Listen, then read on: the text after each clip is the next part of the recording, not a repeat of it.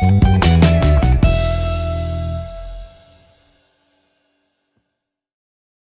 friends, can you answer me which number replace these question mark? First, give a try, then watch the solution. The solution is very simple. In each row, separate the number into two groups of 3. Then add up the two 3-digit numbers as like.